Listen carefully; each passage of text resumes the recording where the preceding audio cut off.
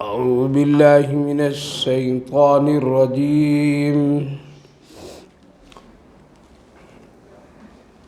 بسم الله الرحمن الرحيم. فوربك لنسألنهم أجمعين عما كانوا يعملون.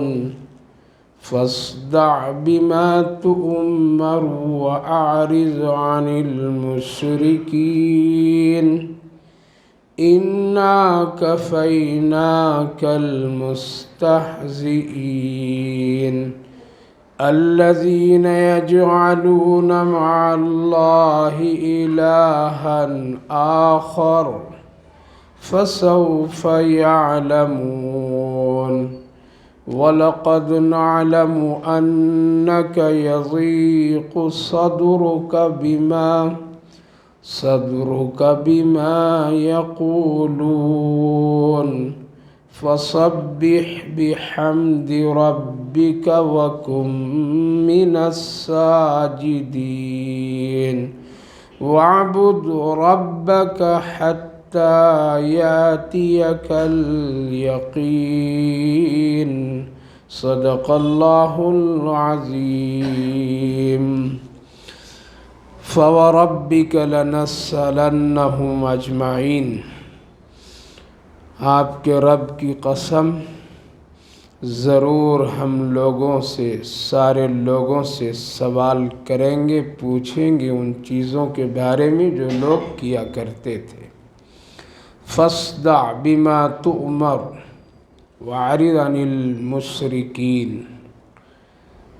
علی الاعلان میرے حکم کو سنا دیجیے اور مشرکین سے اعراض کیجیے.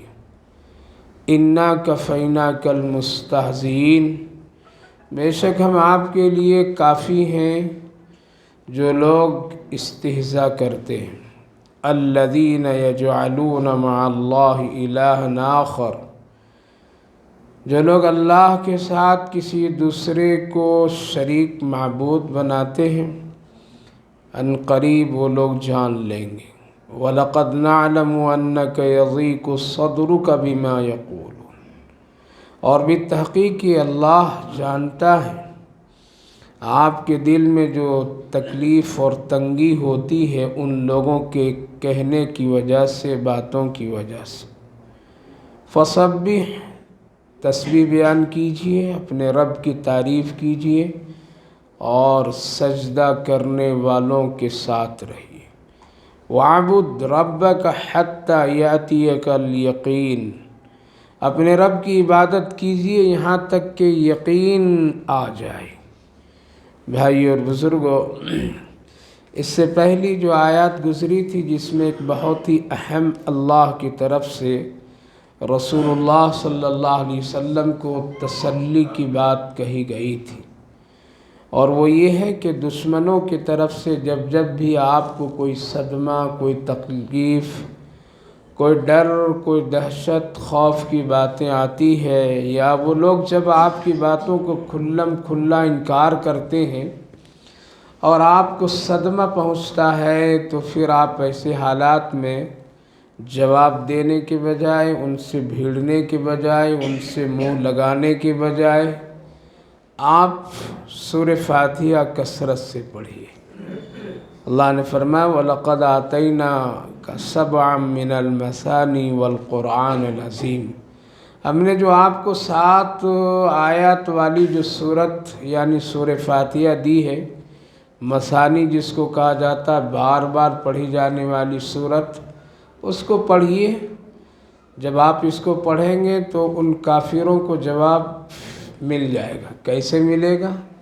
اللہ فرشتوں کے ذریعے سے جواب دے گا۔ حدیث پاک میں ایک واقعہ مذکور ہے کہ مکہ میں 5 لوگ بڑے شریر تھے، بہت شریر تھے، اسود بن عاص اور اسی طرح سے طلحہ اور جو دوسرے مشہور و معروف جو ابو لہب، ابو جہل، ان کے علاوہ یہ 5 کو ایک ٹیم اور ایک گروپ تھی جو رسول اللہ صلی اللہ علیہ وسلم کو تکلیف ہی دینے کے لیے طے لوگ کیے تھے کہ جب بھی جہاں بھی جیسے بھی موقع ملتا رہے تمہارا کام ہے ستانا۔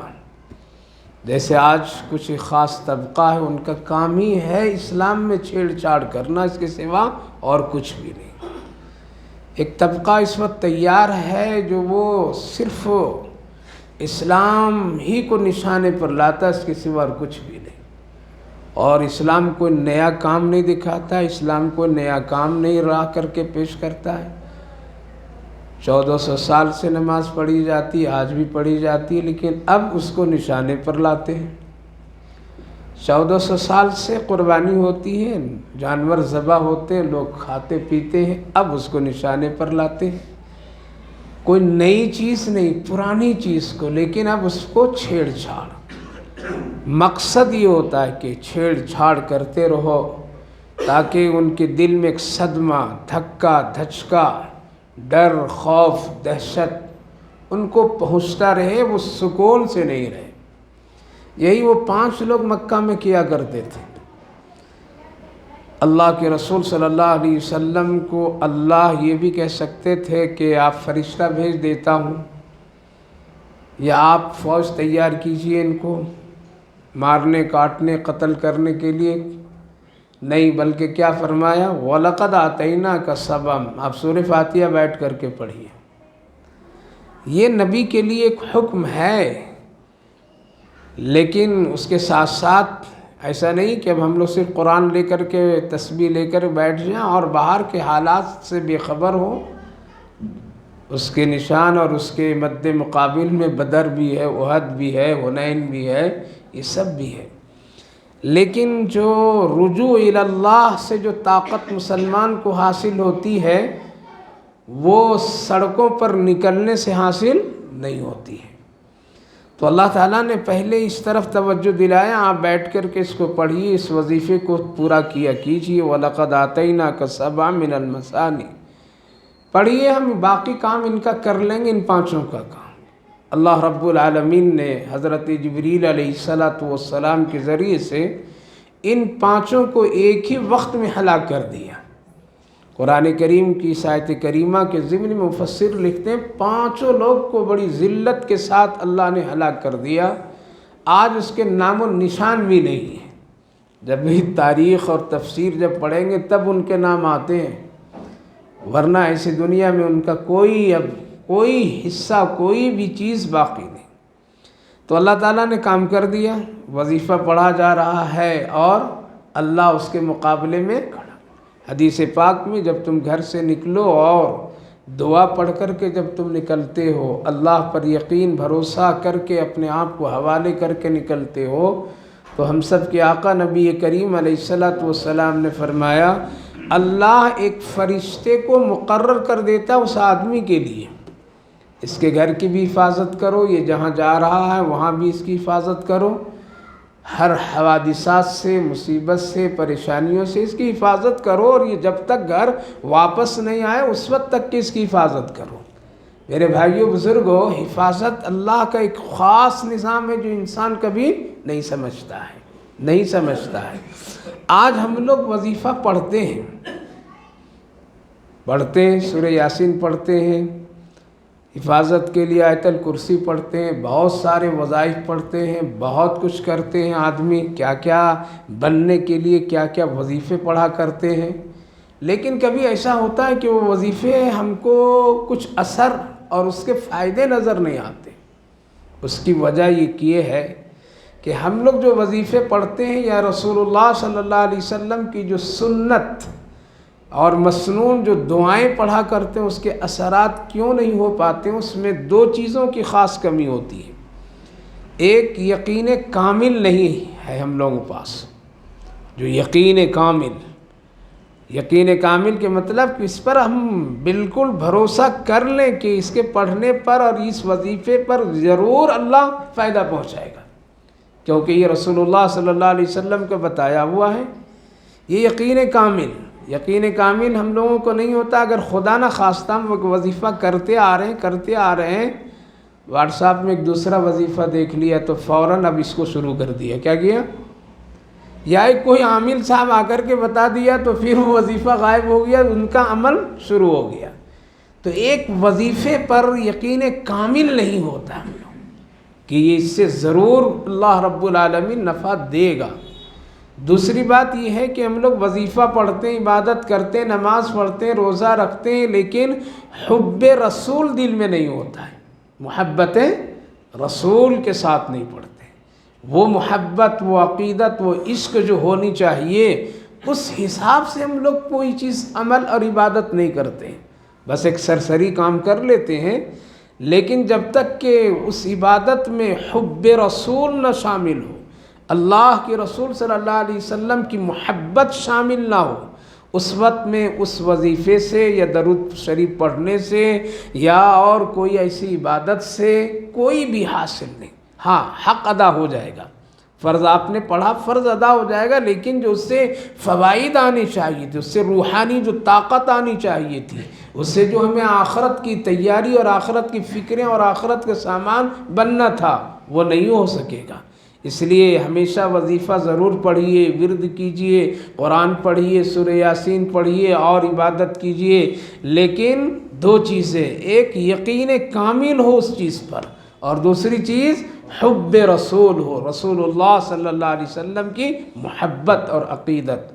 ایمان میں اگر خدا نہ خواستہ کمزوری ہے اور اگر یہ دو چیزیں اگر آ جائیں تو میں یہ کہتا ہوں کہ میرے بھائیو بزرگوں، اللہ رب العالمین اس کے اثرات ضرور مرتب فرما دیں گے۔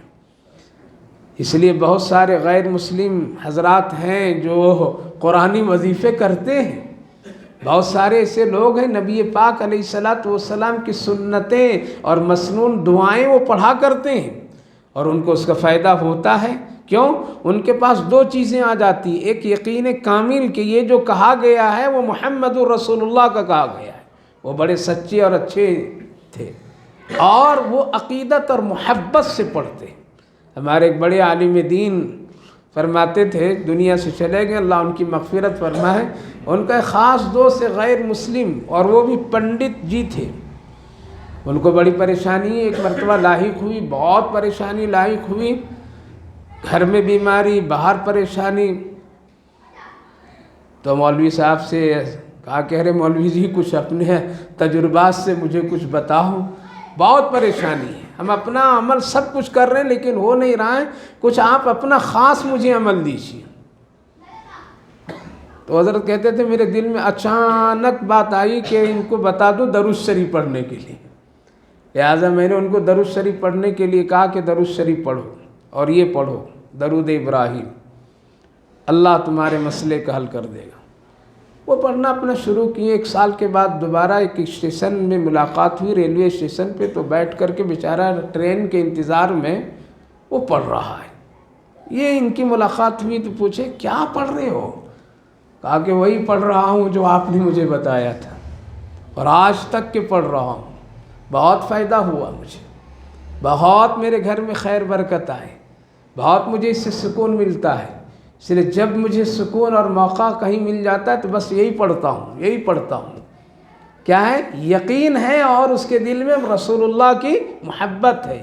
ایمان کی توفیق ملنا یا نہ ملنا یہ اللہ کا کام ہے، لیکن یہ عقیدت کے ساتھ، آج ہم لوگوں میں یہ عقیدت نہیں ہے، یہ محبت رسول سے سینہ خالی ہے، جس کی وجہ سے سجدوں میں لذت نہیں ہے، دعاؤں میں وہ حسن اور خوبی نہیں ہے۔ اس لیے میرے بھائیو بزرگوں، جب ہم اللہ سے جڑ جائیں اور جب ہم اللہ کو یاد کرنے لگیں اللہ کے بتائے ہوئے طریقے کے مطابق، تو یاد رکھیے دشمن کا جواب دینے کے لیے اللہ خود ذمہ داری لے لیتا ہے، خود ذمہ داری لے لیتا ہے۔ اللہ کا ایک خاص نظام ہے۔ اس لیے ایسے حالات میں، جس حالات میں اس وقت میں ہم لوگ گزر رہے ہیں، اس وقت میں زیادہ ہم لوگ سامنے اور بھیڑ بھاڑ کے ذریعے سے ان کا مقابلہ کرنے کے بجائے اللہ سے رجوع ہو جائیے، اللہ کی طرف آ جائیے، اللہ کو راضی کر لیجئے، قرآنی وظائف اپنے زندگی میں اس کے معمولات میں شامل کر لیجئے، انشاءاللہ اللہ آگے فرما اِنَّا كَفَيْنَاكَ الْمُسْتَهْزِئِينَ۔ آپ یہ کام کیجئے، آپ کا جو مذاق اڑاتا ہے، دین کا جو مذاق اڑاتا ہے اور جو کچھ کام کرتے ہیں، اس کے لیے میں کافی ہوں، میرے محبوب، آپ کو اس کی فکر کرنے کی ضرورت نہیں ہوگی۔ یہ بات رسول اللہ صلی اللہ علیہ وسلم سے کہہ کر کے ہم جیسے کمزوروں کو اللہ نے تسلی دے دی ہے۔ دین سے تو جڑیے، وظیفے تو پڑھا کیجئے، قرآن کی تلاوت کثرت سے کیجئے، سورہ فاتحہ برابر خوب کثرت سے، نماز کے علاوہ چلتے پھرتے اٹھتے بیٹھتے سکون لیجئے اس سے، کبھی کبھی درود شریف کبھی کبھی بیٹھ کر کے، کبھی چلتے پھرتے جہاں جب موقع ہو پڑھیے۔ دیکھیے اللہ کے فرشتے ہماری اور آپ کی کس طرح غیبی مدد کرنے کے لیے اللہ کی طرف سے آتے ہیں۔ میرے بھائیو بزرگوں، آج ہماری زندگی ان ساری چیزوں سے کیا ہے؟ خالی خالی ہے۔ تو پہلی آیت جو گزری تھی، اب اللہ فرما رہا ہے کہ اگر تم ہمارے حکم کے مطابق، اور جو لوگ منکر ہیں، جو لوگ انکار کرنے والے ہیں، جو لوگ گناہ کرنے والے ہیں، فَوَرَبِّكَ لَنَسْأَلَنَّهُمْ أَجْمَعِينَ، اللہ خود اپنی ذات کی قسم کھا رہا ہے، قسم ہے میرے محبوب آپ کے رب کی، رَبِّكَ آپ کی رب کی، ہم ضرور سب سے پوچھیں گے۔ حق ہے پوچھنے کا اللہ کا یا نہیں ہے؟ آپ کہیں گے کیا حق ہے ان کا؟ نہیں، یہ تو سارا میرا ہے۔ اللہ کا حق ہے پوچھنے کا۔ آنکھیں کس نے دی؟ بولیے اللہ۔ پوچھے گا کون؟ دیا تھا، کیسے دیکھا، کیا کیا؟ کان کس نے دیا؟ اللہ۔ اللہ جب دیا پوچھے گا کہاں استعمال کیا اس کو۔ دل و دماغ اللہ نے دیا، پوچھے گا اس کو کس چیز میں لگایا، کہاں اس کا استعمال کیا ہے، کتنی میری یادیں، کتنی میرے ذکر میں رکھا ہے۔ یہ ہاتھ، یہ پاؤں ہم نے تم کو دیا ہے، اس کا استعمال کیسے کیا؟ یہ دولت، یہ ثروت، یہ جاہ و جلالت، ساری چیزیں ہم نے تجھے دی ہے۔ عزت و آبرو ہم نے تجھے دی ہے۔ ایمان کی توفیق ہم نے تم کو دی ہے۔ اپنے گھر میں بھی آنے کی توفیق ہم نے تم کو دی ہے۔ یہ سب چیزیں ہیں تو اللہ ضرور پوچھے گا۔ وَلَنَسْأَلَنَّهُمْ أَجْمَعِينَ، سب سے، یہاں فرق نہیں کیا، کہ عالم سے نہیں پوچھیں گے، پیر صاحب سے نہیں پوچھیں گے، امیر صاحب سے نہیں پوچھیں گے، خطیب صاحب سے نہیں پوچھیں گے، مفسر سے نہیں پوچھیں گے، صحابہ سے نہیں پوچھیں گے، تابعین سے نہیں پوچھیں گے، کسی سے۔ فَلَنَسْأَلَنَّهُمْ أَجْمَعِينَ، سب سے پوچھیں گے۔ اسی لیے اس آیت کریمہ کو جب رسول اللہ صلی اللہ علیہ وسلم پڑھتے تھے اور صحابہ کی جب اس پر نظر گزرتی تھی تو ٹھہر جاتے تھے، کہتے تھے کہ رونگٹے کھڑے ہو جاتے تھے، کیا جواب دیں گے ہم اللہ کے سامنے۔ یہ آج دنیا میں ہم کو اور آپ کو یہ کہنا بہت آسان ہے، چلو وہاں جواب دے دیں گے۔ اللہ فرما رہا فَوَرَبِّكَ لَنَسْأَلَنَّهُمْ أَجْمَعِينَ، اور ایسے ویسے نہیں پوچھیں گے، دلیل کے ساتھ پوچھیں گے۔ عَمَّا كَانُوا يَعْمَلُونَ، ہم کو معلوم ہے ساری چیزیں، اللہ کو سب معلوم ہے، اس لیے اللہ کو پوچھنے کا حق جب دیا گیا ہے تو پوچھنے کا بھی حق ہے۔ ایک مالک کے دکان اپنے ماتحتوں کو، ملازموں کو اگر کوئی چیز دیتا ہے تو اس سے ضرور سوال کرتا ہے اس چیز کو کہاں تم نے استعمال کیا۔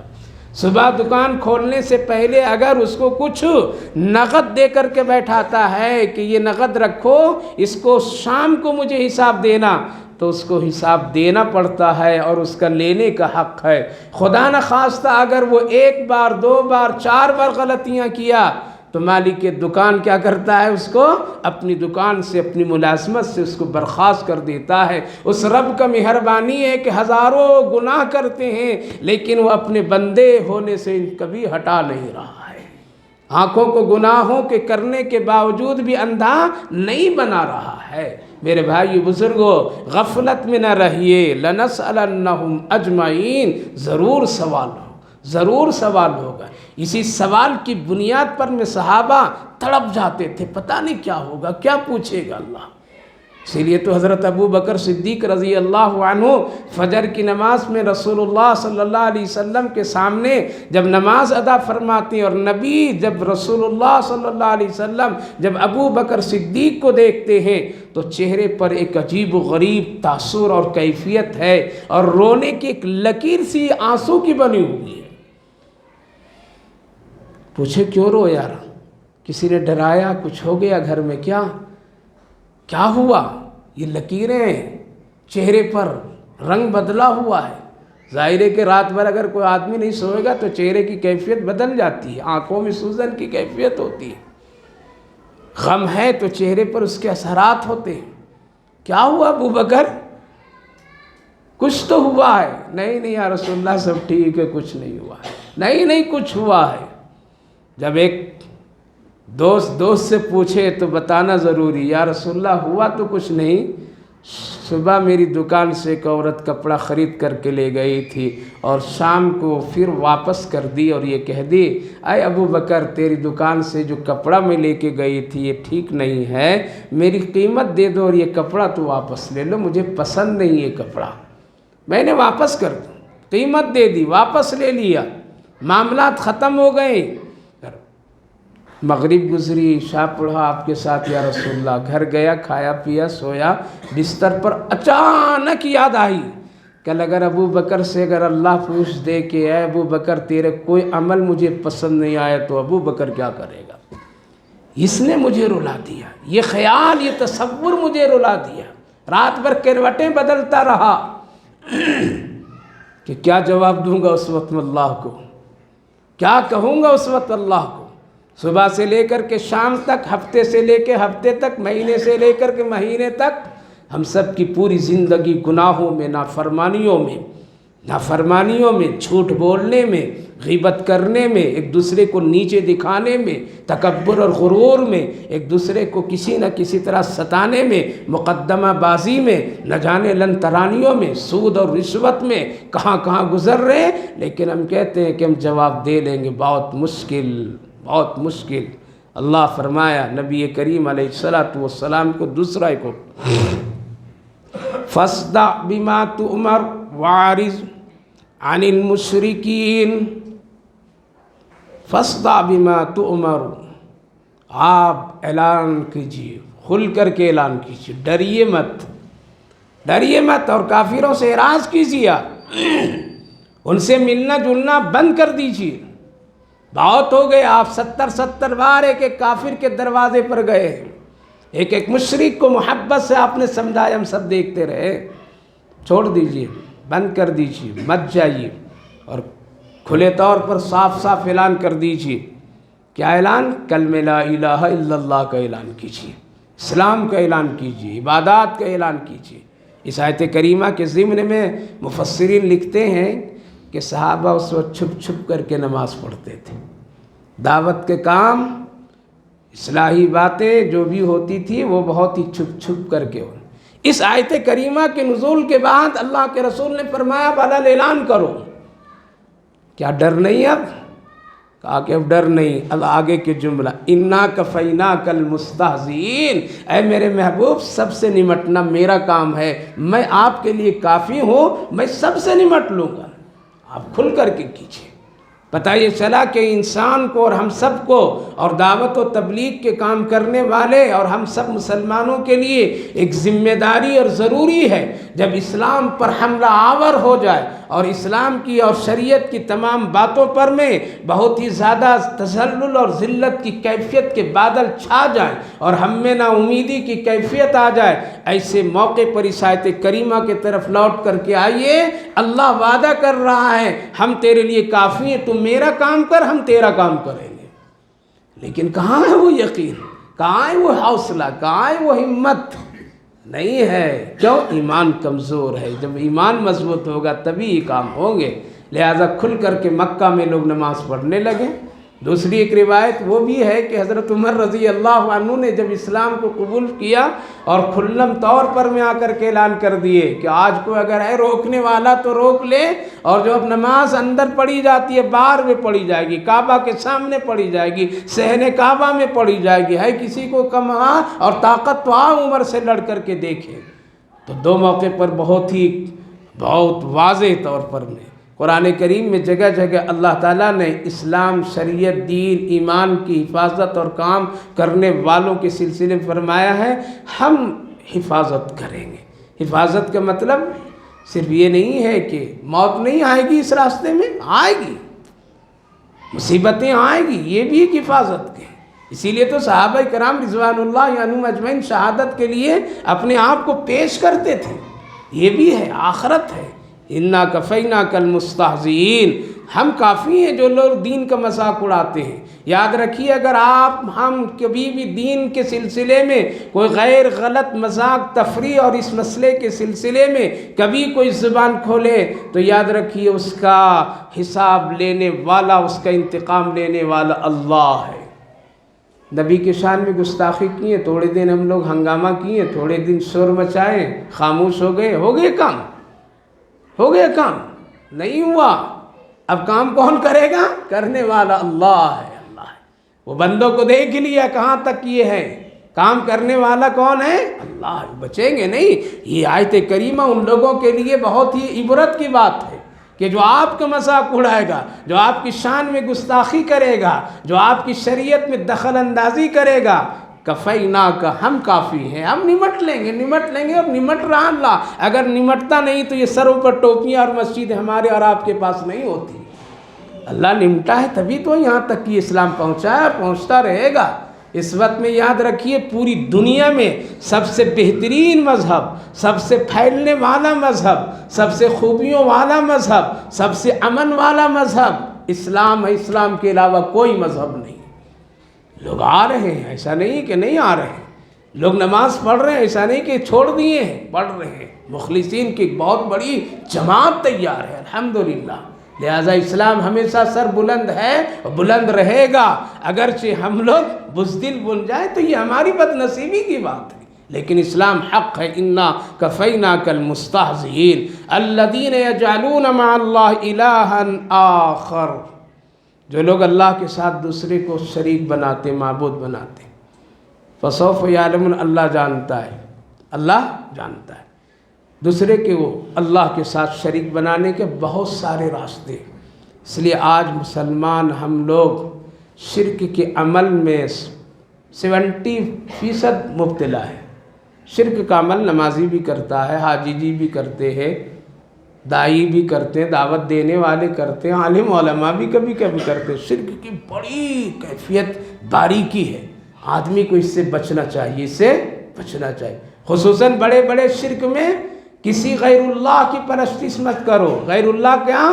اللہ کے بندوں میں کسی کو خدا مت سمجھو، چاہے وہ نبی ہو، ولی ہو، صحابی ہو، تابعی ہو، چاہے پیر ہو، چاہے کسی رنگ کا رنگ ہو، کسی کو بھی مت جانیے، نہ پتھر نہ کنکر، نہ دیوار نہ شجر نہ حجر، سب کو چھوڑ کر کے ایک خدا پر یقین، اس کو کہتے توحید۔ اور اگر کہیں ڈگمگا گئے، نہیں یہ دھاگا باندھ لینے سے بھی ذرا کام ہو جائے گا، تو ایمان چلا گیا۔ کیا ہو گیا؟ حضرت امام ابو حنیفہ علیہ رحمہ کی قول بتا رہا ہوں، کسی ایرے گیرے کی بات نہیں کہہ رہا ہوں۔ ڈنکے کے چوٹ پر حضرت امام ابو حنیفہ علیہ رحمہ فرماتے تھے، جبکہ امت کے بڑے محسن ہیں اور ایمان بچانے کے سلسلے میں ان کے فتوے اتنی باریک سی باریک مسائل میں کام آتے ہیں کہ اگر ان کے فتوے نہیں ہوتے، ان کے حکم نہیں ہوتے تو قسم خدا کی آج گھر گھر میں لوگ کافر ہوتے۔ مثلاً ایک مسئلہ بتاتا ہوں، حدیث بہت ہی واضح ہے، کوئی ادھر ادھر کی حدیث بھی نہیں ہے۔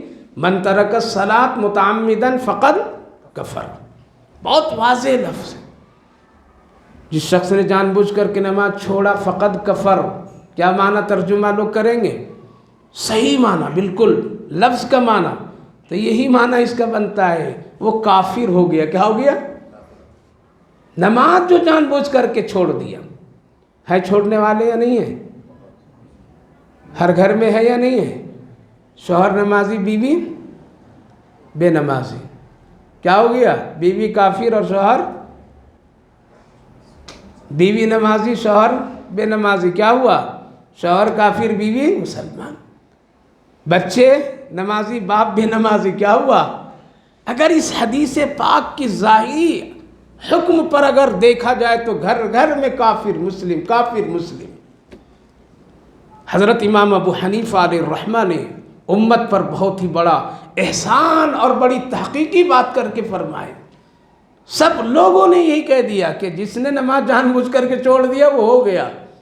جس کے نام سے فاتحہ پڑھتے ہیں نا ہم لوگ، اور بریانی کی دیگے پہ دیگے چڑھا کر کے شان بڑھاتے ہیں نا، حضرت پیران پیر سید عبد القادر جیلانی سرتاج الاولیاء عبد القادر جیلانی علیہ الرحمہ، وہ اپنی کتاب میں کیا لکھتے ہیں معلوم؟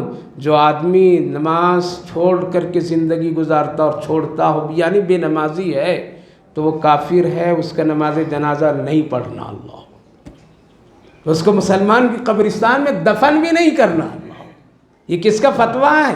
یہ امام ابو حنیفہ رحمہ اللہ کا فتویٰ نہیں، یہ کوئی دارالعلوم دیوبند دیوبندی یا بریلوی اور کسی مسلک کا فتویٰ نہیں، یہ سرتاج الاولیاء کا فتویٰ جس کے نام سے بڑی بڑی بریانی کے دیگوں پر فاتحہ دے کر کے لوگ جشن مناتے ہیں۔ فرماتے ہیں بے نمازی کے جنازے کی نماز نہیں، مسلمان قبرستان میں دفن کرنے کا اس کو کوئی جگہ مت دو۔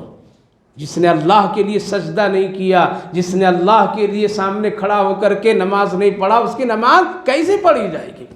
اور یاد رکھیے جو نماز نہیں پڑھتا ہے وہ مسلمان کہلانے کا حق بھی نہیں رکھ سکتا ہے۔ تو من ترک الصلاۃ متعمداً کے ترجمے اور معنی پر سب ڈگمگا گئے، اور ڈگمگائیں اس لیے ڈر گئے سب لوگ کہ اگر ہم اپنی طرف سے کچھ کہہ دیں گے تو پتہ نہیں کہیں رسول اللہ صلی اللہ علیہ وسلم کی منشے کے خلاف میری بات نہ ہو۔ اس لیے حضرت امام شافعی علیہ الرحمہ نے بھی یہ حکم لگا دیا، امام مالک نے حکم لگا دیا، امام احمد بن حنبل نے حکم لگا دیا، اور اسی وجہ سے حنبلی المسلک دو چلتے ہیں سعودی عرب میں۔ جب اس مسلک کو مضبوطی سے لوگ تھامے رہے تو نماز کے وقت دکانیں بند کر دی جاتی تھی، اور کوئی بھی نمازی سڑک پر نظر آئے تو اس کو قید خانے میں ڈال دیے جاتے تھے۔ اب وہاں بھی مسلک پر کوئی عمل نہیں ہو رہا ہے بلکہ مزاج پر عمل ہو رہا ہے، لہٰذا جب تک اس مسلک پر عمل ہوا تو حکم ایسا ہی ہوتا چلا گیا۔ یہ بے نمازی ہے، سزا دو۔ حضرت امام مالک علیہ الرحمہ نے فرمایا سزا دو، اس کو قید خانے میں اس کو ڈالو، درے اس پر لگاؤ یا اللہ۔ کس کے لیے؟ بے نمازی کے لیے۔ آپ کہیں گے یہ سب اسلامی ملک، دعا کیا کرتے ہیں ہم لوگ؟ اللہ ہمارے ملک میں اسلام پھیلا دے۔ ارے بھائی پہلے اپنے گھر میں اسلام پھیلانا پھر پورے ملک میں پھیلانا۔ ہمارے اپنے گھر میں اسلام نظر نہیں آ رہا ہے، نہ لباس میں نظر آ رہا ہے، نہ مصلے نظر آ رہے ہیں، تو ملک کے لیے کیا دعا ہے؟ پہلے اپنے گھر کو اسلام بنائیے، اپنے آپ کو اسلام والے بنائیے۔ تو حضرت امام ابو حنیفہ علیہ الرحمہ نے رحم کیا کہ بھائی اتنا سخت ترجمہ مت کرو، بلکہ ترجمہ اس کا اصل یہ ہے کہ جس شخص نے جان بوجھ کر کے نماز چھوڑا وہ گویا کہ کافروں جیسا عمل کیا۔ کیا کیا؟ کافر جیسا عمل کیا، کافر نہیں ہوا۔ ایک ہے عمل کرنا اور ایک ہے ہو جانا۔ اسی لیے میں یہ کہا کرتا ہوں آپ عمل مت کر رہیے، نہیں کر رہے مت کیجئے، لیکن اسلام کا مذاق مت اڑائیے، داڑھی کا مذاق مت اڑائیے، ٹوپی کا مذاق مت اڑائیے، قرآن کا مذاق مت اڑائیے، مسجد کا مت اڑائیے، علماء کا مت اڑائیے، دینداروں کا مت اڑائیے۔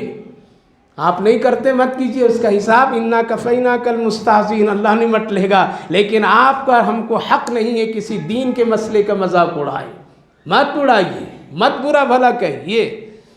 تو فرمایا کہ کافر، وہ کیا فرماتے؟ اب یہ بات بتانا، اتنی بات بتا کے، یعنی وہ ایمان کو بچانے کے لیے حضرت امام ابو حنیفہ علیہ الرحمہ نے کس قدر تعویل اور کس قدر تحقیق کر کے پوری امت کو بچا لیا کہ کافر جیسا عمل کیا کافر نہیں ہوا۔ جب کافر نہیں ہوا اگر بے نمازی مر جائے تو کیا کرو؟ جنازہ بھی پڑھو، مسلمان کی قبرستان میں بھی دفن کرو، اور نکاح بھی اس کا باقی ہے، مسلمان ہے۔ وہ کیا فرماتے ہیں؟ جب تمہارے اوپر ظاہر اور باطن، حضرت امام ابو حنیفہ علیہ الرحمہ فرماتے ہیں جب تمہاری زندگی میں، تمہاری ذات میں ظاہر اور باطن یعنی اندر بھی اور باہر بھی دنیا ہی دنیا نظر آنے لگے، کیا ہے؟ دنیا ہی دنیا، باطن میں ہمیشہ سوچ دنیا، ہمیشہ سوچ دنیا، ہمیشہ سوچ فکر دنیا، ہمیشہ اسی کی بنانے، اسی کی خواہشات، کیسے کھائیں گے، کیا کھائیں گے، کل کیا پہنیں گے، کل کیسی تجارت کریں، کتنا نفع ہوگا، کس کو دھوکہ دیں گے، کس سے لائیں گے، کس قدر ایک گھر سے 2 گھر ہو گئے، کس قدر ہم یہ کریں گے، وہ دنیا دنیا دنیا جب تیرے اندر سے خیالات بننے لگے اور ظاہر تمہارے وضاقتہ بھی دنیا دنیا نظر آنے لگے تو تمہارے دل سے ایمان نکل گیا۔ اللہ کیا فرمائے؟ تمہارے دل سے بھی ایمان نہیں، بس ایک شکل ہے۔ آج تو غیر لوگ بھی ٹوپی کرتا پہن کر کے مسجد میں آ جاتے ہیں، اب تو کعبے تک چلے جاتے ہیں۔ تو یہ ظاہری حالات ہمارے پکا پختہ مسلمان اور ایمان ہونے کی علامت نہیں ہے، کام آنے والی اتنی پختہ چیز نہیں۔ اللہ رحم کر دے تو اس کا کرم ہے، کرم ہے اس کا، اس کی مہربانی کو، شکلوں کو دیکھ کر کے، ناموں کو دیکھ کر کے مغفرت کرنے والا رب ہے۔ ہو سکتا اسی کی برکت سے ہم سب کی بھی مغفرت فرما دے۔ اس لیے میرے بھائیو بزرگوں، بظاہر تو دنیا ظاہر میں بھی ہے اور باطن بھی ہے، صبح سے لے کر کے شام تک بستر تک دنیا ہی دنیا ہوتی ہے۔ اگر دنیا نہیں ہوتی تو ہم اور آپ کے اندر میں کبھی کبھی دین کی فکریں ہوتی، کل کیا ہوگا دین کا، ایمان کتنا بچا کتنا گیا۔ تو اللہ رب العالمین نے فرمایا تم شرک کر لو، سب ہم جانتے ہیں، فَسَوْفَ يَعْلَمُونَ وَلَقَدْ نَعْلَمُ۔ آخری بات اللہ نے اپنے حبیب صلی اللہ علیہ وسلم سے پھر تسلی دی، وَلَقَدْ نَعْلَمُ أَنَّكَ يَضِيقُ صَدْرُكَ بِمَا يَقُولُونَ۔ ہم جانتے ہیں جن جن کی باتوں سے آپ کے دل کو صدمہ اور تکلیف پہنچتی ہے، سب کو جانتے ہیں، میں بے خبر نہیں ہوں۔ کون کہہ رہا ہے؟ اللہ۔ ہم خبر رکھتے ہیں، جانتے ہیں، اللہ جانتا ہے۔ آپ کسی بندے کو تکلیف پہنچا کر کے سوچتے ہیں اس کے رب کو معلوم نہیں ہے۔ بد دعا کے کلمات کہنے سے زیادہ اس کی صبر سے ڈرا کیجیے۔ کیا کیجیے؟ یہ تو نہیں کہا بد دعا، صبر کر رہا ہے بندہ جس کو تکلیف دیا، پتہ نہیں اس کے صبر کب انقلاب لے آئے۔ اور فوراً انقلاب نہیں آتا ہے، کب آتا ہے؟ زمانے کے بعد آتا ہے، تب بندے کو احساس ہوتا ہے پتہ نہیں کس غلطی کی یہ سزا مجھے مل رہی ہے۔ اس لیے میرے بھائیو بزرگوں، ہمیشہ وقت بدلتا ہے، کیا ہے؟ وقت بدلتا رہتا ہے، اللہ نے حالات ہی ایسے رکھا ہے، وقت بدلنے کا۔ تِلْكَ الْأَيَّامُ نُدَاوِلُهَا بَيْنَ النَّاسِ، ہم لوگوں کے درمیان میں زمانے کو عدلتے بدلتے رہتے ہیں، کبھی اس کی حکومت تو کبھی کسی اور کی حکومت، کبھی کوئی بادشاہ تو کبھی کوئی بادشاہ، کبھی امیر کبھی غریب۔ چونٹی سانپ جو ہے نا، وہ اپنی زندگی کو بقا کے لیے کیا کرتا ہے؟ چونٹیاں کھایا کرتا ہے، لیکن جب وہ مر جاتا ہے اگر، تو اس کو کون کھاتا ہے؟ کیا ہو گیا؟ زمانہ بدل گیا ہے۔ کیا ہو گیا؟ زمانہ بدل گیا۔ یہ ہے اللہ کا نظام، یہ اللہ کا نظام۔ آج زمین کھلا رہی یا نہیں کھلا رہی؟ کہاں سے پھل پیدا ہوا؟ زمین سے۔ روٹی کہاں سے؟ زمین سے۔ بریانی کہاں سے؟ زمین سے۔ دودھ کہاں سے؟ زمین سے۔ شکر کہاں سے؟ زمین سے۔ سب کھا رہے ہیں نا، زمین کھلا رہے، کھا بیٹے کھاؤ، خوب کھاؤ کھاؤ۔ جب تم آؤ گے میرے نزدیک اور میرے اندر تو تجھے پتہ چلے گا میں تجھے کیسے کھاتی ہوں، ہم تجھے پھر کیسے کھائیں گے۔ پھر وہ زمین بتاتی ہے۔ آج وہ ہوشیار، اگر کان میں یہ اللہ نے صلاحیت دے دی ہوتی کہ زمین کی آواز ہم سن لیتے تو آج روز سنتے، پکار پکار کے کہتی ہے، اے لوگو میں تنہائی کے گھر ہوں، کوئی ساتھی بنا کر کے آنا ہے، میں بغیر بستر کے گھر ہوں، ذرا بستر گھر سے لے کر کے آنا، میں اندھیری کوٹری ہوں، ذرا روشنی بھی لے کر کے آنا۔ اللہ یہ روز قبر کہتی ہے، روز زمین پکارتی ہے، اکڑنا مکڑنا نہیں میرے اوپر، ایک دن میرے نزدیک میرے اندر آؤ گے تو اس وقت تیرا حال میں بگاڑ کر کے رکھ دوں گے۔ اس لیے اللہ کی نافرمانی نہیں کرنا۔ زمانہ بدلتا ہے، آج ہے ظالموں کا زمانہ، رہنے دیجئے، لیکن ظالم اور اس کے مقابلے میں مظلوم دونوں چلتے ہیں۔ آج ان کی بات ہے، کل انشاءاللہ کسی اور کی بات ہوگی، آج وہ ہیں تو کل کو اور ہوں گے۔ اللہ بدلتا رہتا حالات، بات بدلتا رہتا ہے۔ اس لیے میرے بھائی بزرگوں، کسی پر ظلم نہ کیجئے، پتہ نہیں وہ زمانہ کب بدل کر کے آ جائے۔ اسی لیے اللہ فرمائے میں سب کو جانتا ہوں، آپ کے دل میں تنگ، یضیق صدرک بما یقولون، پھر آپ کچھ بھی مت کیجیے، آپ چھوڑ دیجیے۔ فَسَبِّحْ بِحَمْدِ رَبِّكَ وَكُن مِّنَ السَّاجِدِينَ، 3 حکم اللہ نے دیا۔ کتنے حکم دیے؟ فَسَبِّحْ، میری تسبیح بیان کیجیے، میرا ذکر خوب کثرت سے کیجیے۔ کتنا کرتے ہیں ہم لوگ؟ کتنا کرتے ہیں 24 گھنٹے میں؟ 2 منٹ کا دعا جھاڑ کر کے بیٹھ کر کے کبھی آدھا گھنٹہ ذکر کو کرتا ہے؟ ہاں ہے، اللہ کے بندے ہیں، لیکن اکثریت ہے۔ کیا فرمایا اللہ؟ دشمن کا پرواہ مت کیجیے۔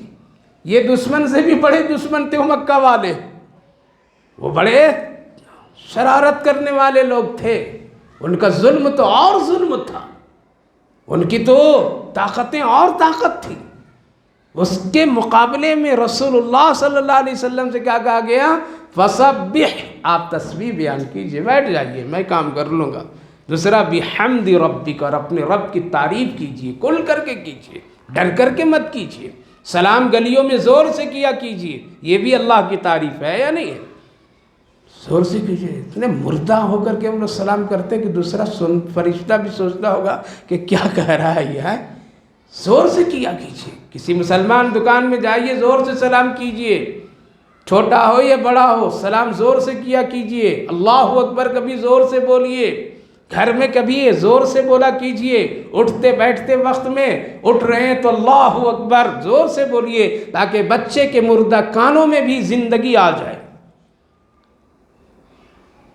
جب کبھی آپ ایک گھونٹ پانی پی لیں تو زور سے الحمدللہ کہیے، زور سے بولا کیجئے، گھر میں بولیے، گھر میں دین زندہ کیجئے۔ اس سے بچوں کو پتہ چلے گا، دوسرے ماں بہنوں کو پتہ چلے گا یہ کب الحمدللہ بول رہے ہیں، کب اللہ اکبر بول رہے ہیں۔ میرے بھائی بزرگوں، یہ سب چیزیں گھر میں پیدا کرنے کی ہے۔ باہر ڈر لگ رہا ہے تو گھر میں تو نہیں ڈر ہے، گھر میں تو کرو، گھر میں تو زندہ کرو قرآن، گھر میں اللہ کا ذکر کیجئے، گھر میں تسبیح و تقدیس کیجئے۔ اسی لیے میں کہتا ہوں کہ تسبیحات گھر میں لٹکتے رہنا چاہیے، دیواروں پر سامنے رہنا چاہیے، تاکہ دیکھ کر کے نظر یاد آ جائے کہ اس پر اللہ کا ذکر مجھے کرنا ہے۔ بڑوں کو چاہیے زور سے گھر میں داخل ہو کر کے سلام کرے، تاکہ اس کی ایک ہلچل سی کیفیت معلوم ہو۔ نہیں، آہستہ کرنے میں حضرت بڑا فائدہ ہے۔ کیا فائدہ؟ جہاں دین کا یہ ایسا حال ہے وہاں پہ زور سے کرو۔ تسبیحات رکھیے، جیب میں رکھا کیجیے۔ ہے جیب میں؟ 20,000 کے موبائل ڈھوتے پھرتے ہیں اور ایک ہلکی پھلکی 100 دانے کی تسبیح نہیں رکھ سکتے؟ یہ ہمارے ایمان کی کمزوری۔ جیب سے نکالیے، چلتے ہوئے پڑھتے چلا جائیے۔ دکان پر کبھی بیٹھے ہیں تو یہ نکالیے پڑھیے۔ نہیں، انگلیوں میں تو پڑھ لیتے ہیں حضرات، انگلیاں اپنی جگہ ہیں، لیکن رسول اللہ صلی اللہ علیہ وسلم نے کنکروں پر میں بھی پڑھنے کا حکم دیا اور پسند فرمایا ہے۔ کیوں؟ جب ہمارے ہاتھ میں تسبیح کے دانے ہوں گے تو کیا ہوں گے؟ یاد آئیں گے کہ اس پہ اللہ کا ذکر۔ آپ عرب والوں کو دیکھیے، تسبیح رکھتے ہیں برابر ہاتھ میں، 2 چیزوں کی ان کی پابندی، ایک مسواک، ایک تسبیح، ہمیشہ وہ رکھتے ہیں۔ جیب میں تسبیح، ہاتھ میں تسبیح اور جیب میں مسواک۔ اذان نماز کے وقت میں مسواک کا استعمال کرنا چلتے پھرتے، یہ ضروری نہیں۔ ہم لوگ ایک سوچ پیدا کر لیے ہیں، تسبیح رکھیں گے تو کوئی کہہ دیں گے کہ یہ دیکھو مکاری کر رہا ہے، مکاری کرار کہہ بھی دیتا ہے، اتنے بد خلق لوگ ہیں۔ دیکھو مکار آدمی ہاتھ میں تسبیح لے کے جا رہا ہے، ارے بھائی حقیقت جانا کرو، کبھی سنا کرو، سمجھا کرو۔ مکاری جب کریں گے تبھی اصل عبادت کرنے کی توفیق اللہ دیتا ہے۔ پہلے ریاکاری، تب پھر عبادت میں اخلاص آتا ہے۔ شروع میں آدمی مخلص نہیں بنتا ہے، پہلے ذرا ریاکاری سے کام کرنا پڑتا ہے۔ جب یہ ادا کبھی اللہ پسند کرتا ہے تو اس بندے میں پھر اخلاص پیدا کرنا۔ اس لیے جیبوں میں تسبیح رکھا کیجئے۔ بھاری لگے گا؟ 15,000 کے موبائل آدھا کوئنٹل کا رکھتے ہم نے، کوئی تکلیف نہیں ہو رہی ہے۔ ہر وقت اس کو نکالتے ہیں، ہر وقت دیکھتے ہیں، ہر وقت ایک تسبیح کے دانے دیکھیے، قسم خدا کی اس پر اللہ اللہ کیجئے، اس کو محبت سے رکھیے اور اچھی تسبیحات رکھا کیجئے۔ مدینہ طیبہ میں ہمارے ایک دوست جب میں عمرے کے لیے گیا تو ملاقات کے لیے، اس کی تسبیح کی دکان تھی، مجھے بھی لینی تھی۔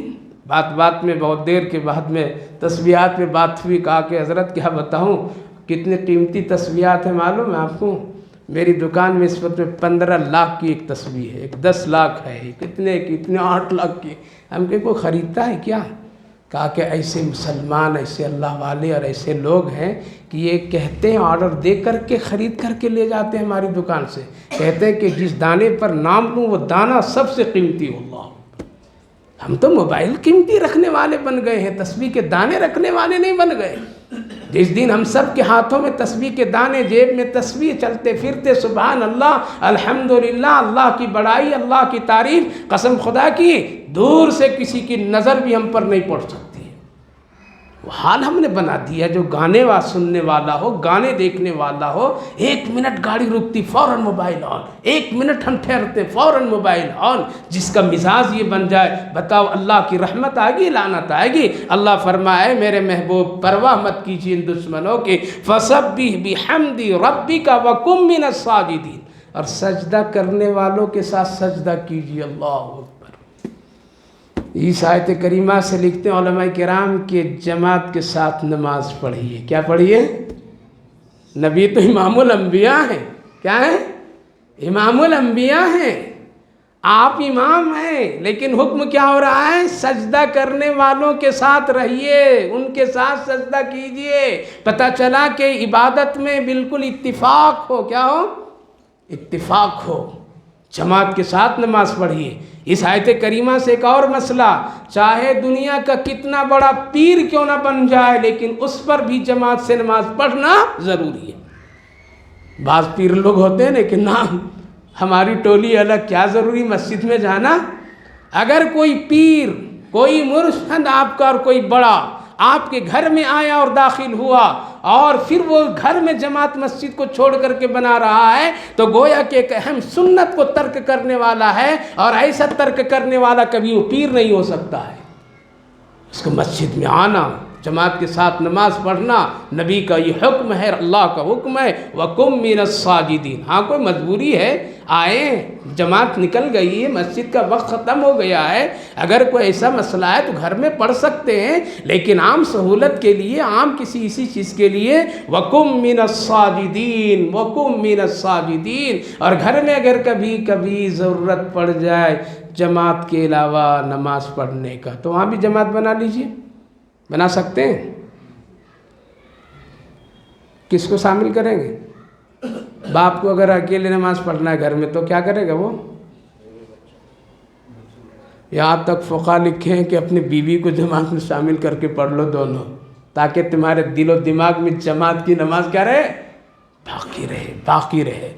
بیٹے کو اٹھا لو، چھوٹے بچوں کو پیچھے سب بنا کر کھڑا کر دیجئے، آپ امام بن جائیے، تاکہ آپ کے تصور میں، خیال میں جماعت کی نماز کیا ہو؟ باقی رہے۔ ابھی مجبوری ہے اس لیے، لیکن یہ خیال رہے وَقُم مِّنَ السَّاجِدِينَ۔ پتہ چلا کہ نبی کو اللہ نے حکم دیا کہ سجدہ کرنے والوں کے ساتھ میں رہیے، ان کے ساتھ مل کر کے رہیے، نمازیوں سے دوستی کرو، اچھے لوگوں سے دوستی کرو، بیہودہ لوگوں سے میرے نوجوانوں مت کرو، بدکاروں سے مت کرو، بے نمازیوں سے نہ کرو، جہنم میں دھکیل کے شیطان لے جائے گا۔ اللہ فرمایا وَقُم مِّنَ السَّاجِدِينَ، سجدہ کرنے والوں۔ 3 کام، تسبیح ہمیشہ کیجیے، اللہ کی تعریف بات بات پر میں، ہر نعمت پر اللہ اللہ اکبر کی صدائیں بلند کرتے رہیے، اور نماز سجدہ کرنے والوں کے ساتھ رہیے۔ وَعْبُدْ رَبَّكَ حَتَّى يَأْتِيَكَ الْيَقِينُ۔ یہ آیت تو عجیب و غریب ہے۔ کیا فرمایا اللہ نے؟ آپ میری عبادت کیجیے۔ کس سے کہہ رہا اللہ؟ اپنے نبی سے۔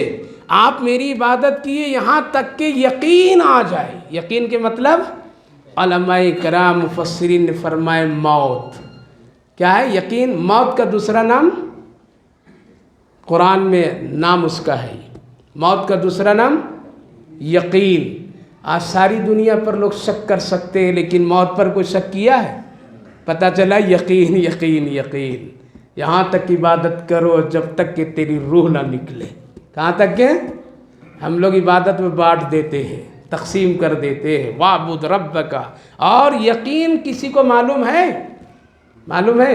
نہیں معلوم ہے۔ جب نہیں معلوم ہے تو عبادت بھی برابر ہوتے رہنا چاہیے، تسبیح ہوتی رہنی چاہیے، ذکر ہوتی رہنی چاہیے۔ لہٰذا موت تک ہمیں عبادت کرنے کا حکم اللہ نے دیا ہے۔ وَاعْبُدْ، اللہ کی عبادت آپ کیجئے یہاں تک کہ موت آ جائے، اسی حال میں۔ اسی لیے اللہ فرمایا ہم تجھے مرنا دیکھنا چاہتے ہیں کہ ایمان کی حالت میں تم مرو۔ خلاصہ یہ میرے بھائیو بزرگو، دنیا کتنے کروٹیں بدل لے، حالات زمانہ کتنا اتار چڑھاؤ ہوتا رہے، ہمارے اور آپ کے ایمان میں فرق نہ آئے، بلکہ ہمیشہ کس سے؟